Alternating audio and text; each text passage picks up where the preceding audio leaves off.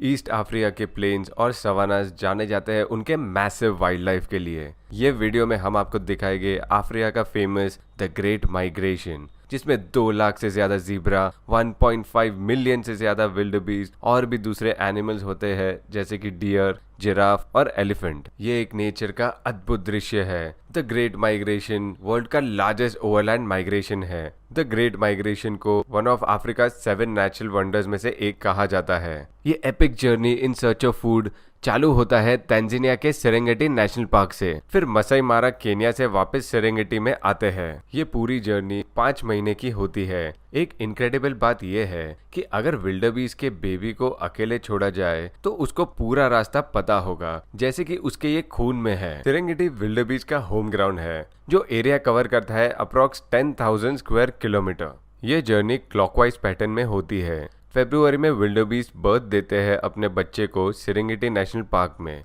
Approximately 5 lakh बच्चे born होते हैं ये टाइम में। यहाँ पे मॉनसून सीजन मार्च में चालू होता है और जून में खत्म। बारिश जैसे ही खत्म होती है इनका माइग्रेशन टू केन्या स्टार्ट होता है। ये मैसिव हर्ड अपना जर्नी चालू करते हैं स्कैरसिटी ऑफ फूड की वजह से। जुलाई तक ये अप्रॉक्स 800 किलोमीटर कवर कर चुके होते हैं और केन्या तंजानिया बॉर्डर पहुंच गए होते हैं। ये जर्नी में भले ही विल्डबीस्ट ज्यादा नंबर में होते हैं, पर ज़ीब्रा शार्प होने की वजह से वो लीड करते हैं। ये प्रेडेटर्स जैसे कि लायंस एंड हाइनास को दूर से सेंस कर लेते हैं। विल्डबीस्ट वल्नरेबल होते हैं तो उनको हमेशा सतर्क रहना पड़ता है लायंस और हाइनास से। ये हर्ड में आपको यूनिक एनिमल्स भी दिखेंगे जैसे कि ईलैंड। ये बुल को रिसेंबल करता है बट ये लार्ज स्पीशीज ऑफ डियर है। ये one of the biggest deer है। ये कभी कभी आपको बुल से भी ज्यादा बड़े दिखेंगे। दूसरी तरफ आपको हर्ड में इम्पाला भी दिखेंगे, one of the fastest deer.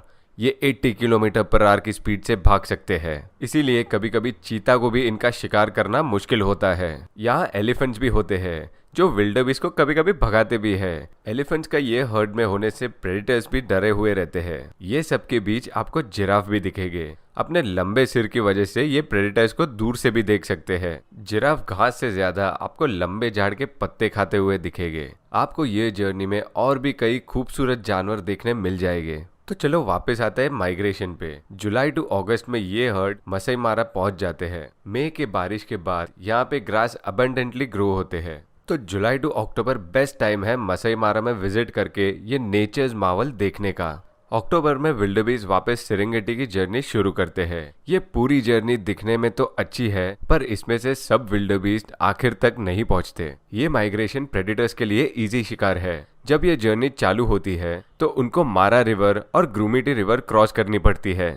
ये एक नेचुरल बैरियर है जो क्रॉस करना ही पड़ता है मसाई मारा पहुंचने के लिए। ये रिवर्स में रहते हैं सबसे बड़े और खूंखार क्रोकोडाइल, जिसका नाम है नाइल क्रोकोडाइल। इनका वजन 750 किलो तक का होता है और ये भूखे क्रोकोडाइल के जबड़े में अगर विल्डबीस्ट फंसा तो शायद ही निकल पाएगा। आपको लगता होगा कि इन बड़े क्रोकोडाइल को बहुत खाना चाहिए होगा जिंदा रहने के लिए, पर ऐसा नहीं है। पूरे साल में 1 या 2 विल्डबीस्ट खा के सर्वाइव कर सकते हैं। ये रिवर में क्रोकोडाइल से ज्यादा खतरनाक जानवर भी है जो है हिप्पोस। हिप्पोपोटेमस बहुत एग्रेसिव होते हैं और बहुत जल्दी गुस्सा हो जाते हैं। हाइनास भी ये माइग्रेशन का फायदा उठाते हैं। हाइनास बहुत स्लो होते हैं तो नॉर्मली इनका हर अटैक सक्सेसफुल नहीं होता। हाइनास ज्यादातर छोटे बच्चे और वीक विल्डबीस्ट पे अटैक करते हैं ताकि ये जल्दी से फंस जाए। ये बहुत ही बेशर्मी से मारते हैं अपने शिकार को। हाइनास अपने शिकार को नीचे से खाना चालू करते हैं तो ये अपने शिकार को जिंदा ही खाते हैं। The king of the jungle lion भी ये टाइम पे शिकार पे निकलते हैं। A fully grown lion 40 kilo का खाना एक सिटिंग में खा सकता है। विल्डबीस्ट का बड़ा सिर और कंपैरेटिवली छोटे लेग्स उनको स्पीड नहीं देती, इसीलिए ये ज्यादा इजी शिकार होते हैं प्रेडेटर्स के लिए। तो विल्डबीस्ट को लायन से बच के रहना पड़ता है। ये माइग्रेशन सपोर्ट करता है अफ्रीका का लार्जेस्ट लायन पॉपुलेशन को, इसी वजह से उन सबको इनफ मीट मिलता है। ज़ीब्रा ये पूरी जर्नी को लीड करते हैं ताकि वो विल्डबीस्ट को सतर्क कर सके। द ग्रेट माइग्रेशन इकोसिस्टम के लिए बहुत इंपॉर्टेंट है। ये इकोसिस्टम को बैलेंस करती है। पूरी जर्नी में अराउंड 2,50,000 विल्डबीस्ट आखिर तक नहीं पहुंच पाते। इसमें से ज्यादा प्रेडेटर्स का शिकार हो जाते हैं और कुछ एग्जॉशन से मर जाते हैं। फिर भी बिना किसी गाइडेंस के हर साल विल्डबीस्ट ये 800 किलोमीटर की जर्नी करते हैं। ये एक नेचुरल फिनोमिना है और इसीलिए ये अफ्रीका 7 वंडर्स में आते हैं। तो दोस्तों, आपको जाते जाते एक क्वेश्चन पूछना चाहूंगा।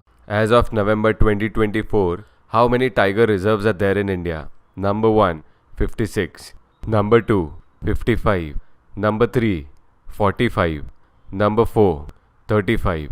हमें कमेंट सेक्शन में बताइए इसका आंसर, और सही आंसर देने वाले को मैं लाइक करूँगा। अगर आपको ये वीडियो पसंद आए तो लाइक और सब्सक्राइब करना ना भूलिएगा, और हमें कमेंट सेक्शन में बताइए कि अगली वीडियो किस टॉपिक पर बननी चाहिए।